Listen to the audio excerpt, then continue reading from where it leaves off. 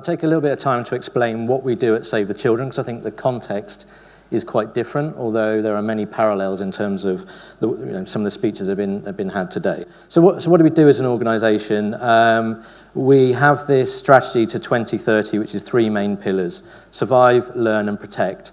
So the survival piece is our programs which look at child malnutrition, pneumonia, diarrhea, what we can do in that kind of space to make children survive, basically. Learn, again, quality education should be a basic tenet of society, but there are many, many displaced children who don't have the chance to have a quality education wherever they may be. Particularly relevant in migration, or where there's migration camps, because there are not often schools there, so how do they get educated? And protection, again. There's too much violence in the world as it is, but towards children it shouldn't be accepted and it shouldn't be tolerated. I heard a number yesterday from our child safeguarding director that said that child traffickers have a value of £250,000 on a child. So that goes to show what lengths people will go to in terms of that. So I'll leave that bit there. So how do we do that? We are a decentralised organisation, effectively. We are a membership-based organisation, so no head office. There are 30 member countries across the world which fundraise, raise money, and then we design and deliver programmes through Save the Children International, so our kind of programme delivery arm. Globally, we have a worldwide income of $2.2 billion, so that gives you a size of the scale of the organisation that we are. 2016 annual report hasn't come out yet, so there's some numbers there. I won't read them all. UK, £400 million turnover, 6.3 million children reached through education schemes that we've run, 5 million people reached during emergencies. And emergencies are a big thing for us, but by their very nature, they're unplanned. We don't, we have mechanisms in place. We have a warehouse, for example, in Reading, which has a bunch of hospital equipment in there. We can deploy and build a hospital in 24 to 48 hours.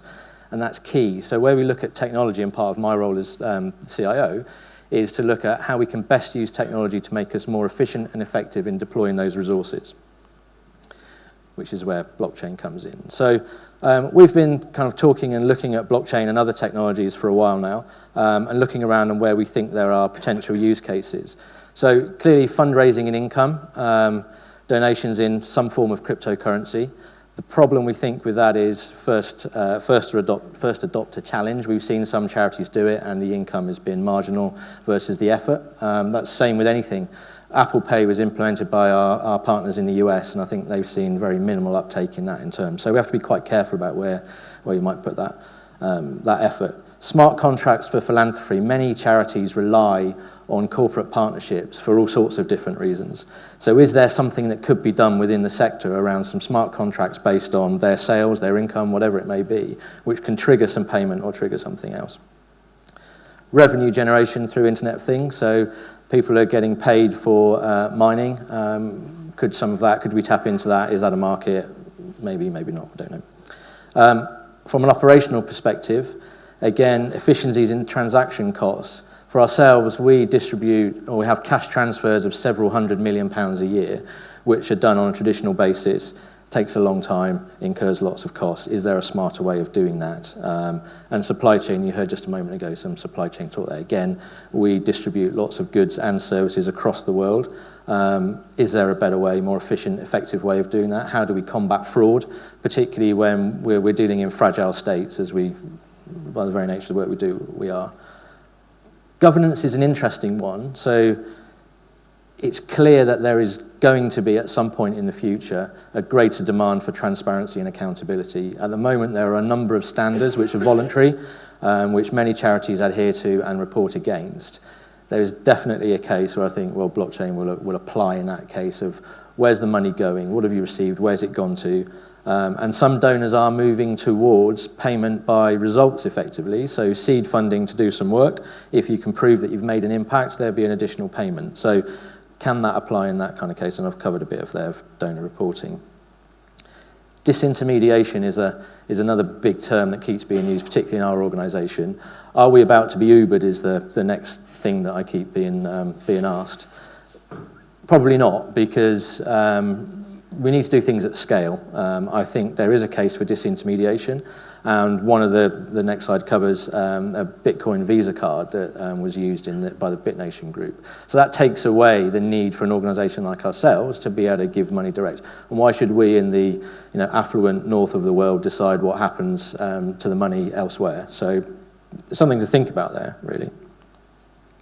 So a couple of good examples that are more pertinent to us because of our emergency response type areas. So there's the BitNation Refugee Emergency Response Initiative, which has been going on for the last couple of years. So they provide two things really, an emergency ID. So if you turn up at a migration camp and you've got no documentation, some way of verifying yourself based on people that you can nominate, and it kind of builds up this web of trust, an interesting use case. And then the disintermediation part, so a debit visa. So as a migrant, you could apply for this visa card, and you can use it at a cash point, and you can give direct to individual families or others in there. So they're ones that are existing and are working at the moment. So in terms of Save the Children, we looked at three kind of main areas. The cash transfer piece, because we do transfer significant amounts of money every year in the work that we do. And that involves lots of different currency. We've already seen what happened because of the announcement of Brexit, the value of the pound and against the dollar, and transferring money into different currencies everywhere. So how do we hedge against that effectively and reduce transaction costs? For us, that's going to be quite a difficult one to implement given the scale of what we've going on.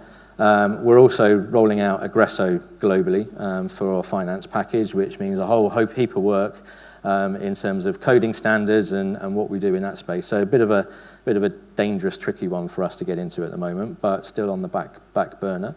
A gift-in-kind marketplace. I said that a lot of charities work quite closely with large organisations. We do that with the likes of GlaxoSmithKline, Reckitt Benckiser, Unilever, lots of other large organisations, and much of that is about funding. I'm quite interested in the technology space and across the organisation. How do we get skills and expertise?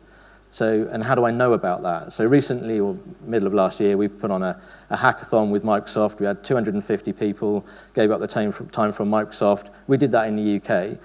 People in the US didn't know that was going on. So yes, you could argue we could talk to each other a bit more. That might be the case. But if we've got a particular contract that we need some specialism for in a particular region, if there are some skills somewhere, could we create a marketplace and have some kind of token which represents the value or skills or expertise and start to use that across the membership?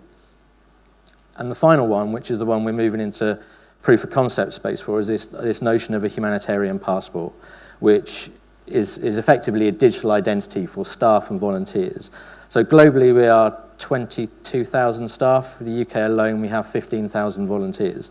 So you can imagine the number of DBS type checks that need to go on to be able to do that. So working with our child safeguarding director, whose job it is to make sure we employ the right people with the right checks and they go to the right place, we're looking at establishing this humanitarian passport. In an emergency situation, you're faced with two choices, really.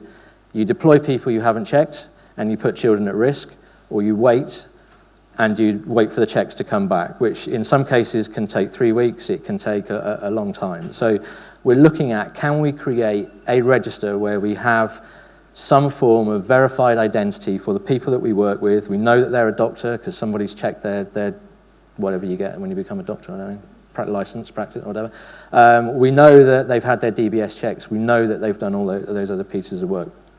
So, and that's one which we were going to trial within the movement. The Child Safeguarding Director is having conversations with Interpol at the moment about the work that they're doing in this kind of checking verification space. So we're looking at how we might be able to integrate with them. And we see this as being something that could be used sector-wide. There's no reason why we couldn't develop this, effectively open source it, or do whatever we need to, and have UNICEF use it, IRC, all the other organisations that are involved in emergency responses.